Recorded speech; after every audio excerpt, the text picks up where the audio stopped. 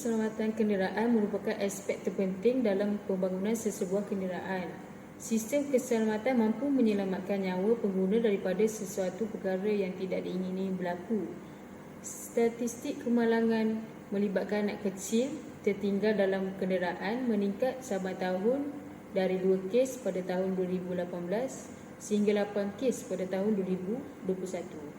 Hal ini disebabkan kecuaian ibu bapa yang meninggalkan anak mereka secara tidak sengaja dalam kenderaan sehingga menyebabkan anak itu lemas dalam kenderaan. Penyataan masalah pada projek kami adalah sistem penggera keselamatan kenderaan yang sedia ada tidak dilengkapi dengan sensor pergerakan dalam kenderaan. Kenderaan masa kini tidak mempunyai suatu sistem yang boleh beri amaran bahaya kepada orang sekitar sekiranya terdapat kanak-kanak berada dalam kenderaan sewaktu kenderaan dikunci. Hal ini boleh mendatangkan bahaya kepada kanak-kanak yang terperangkap dalam kenderaan tersebut.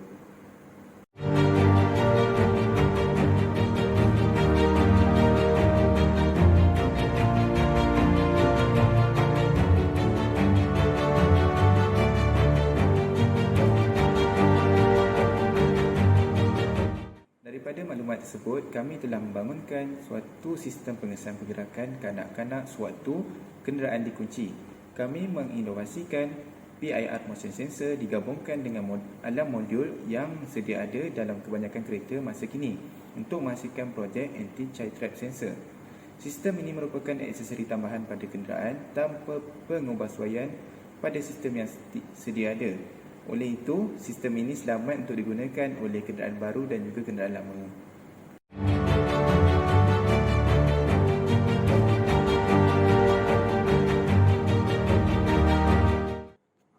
Antara komponen yang terlibat dalam sistem ni adalah bateri, alam modul, LED light, reset button, yang terutama sekali PIR motion, remote control untuk alarm dan juga siren untuk mengeluarkan output.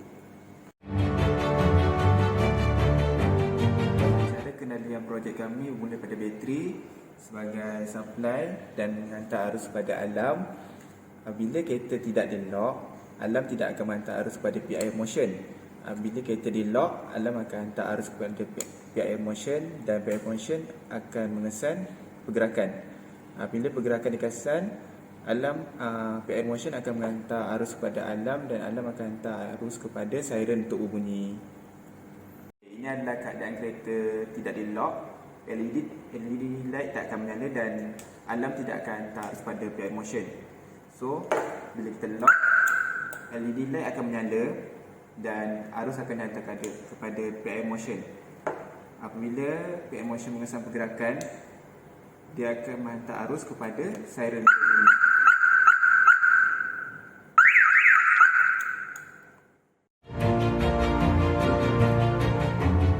Semasa kenderaan dikunci, sensor akan diaktifkan dan akan mengesan pergerakan di dalam kenderaan.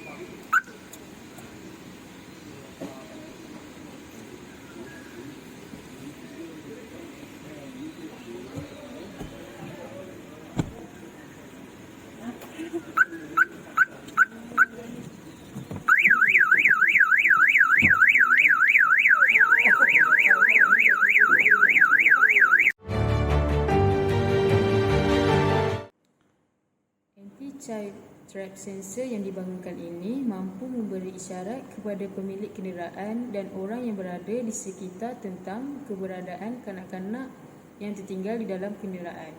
Seterusnya, pemilik dan orang sekitar dapat memberi bantuan dengan cepat kepada kanak-kanak yang terperangkap di dalam kenderaan apabila mendengar siren yang dihasilkan oleh kenderaan yang dilengkapi oleh sistem anti-child trap sensor. Produk ini dapat diaplikasikan di dalam kereta supaya mengurangkan kes kematian kanak-kanak di dalam kereta akibat kecuaian ibu bapa mereka. Untuk potensi pemasaran, berdasarkan soal selidik pengguna yang telah dilaksanakan kepada 20 orang awam, didapati maklum balas yang diterima amat positif dan dijangkakan mendapat sambutan yang tinggi daripada pengguna kenderaan apabila produk ini dilancarkan.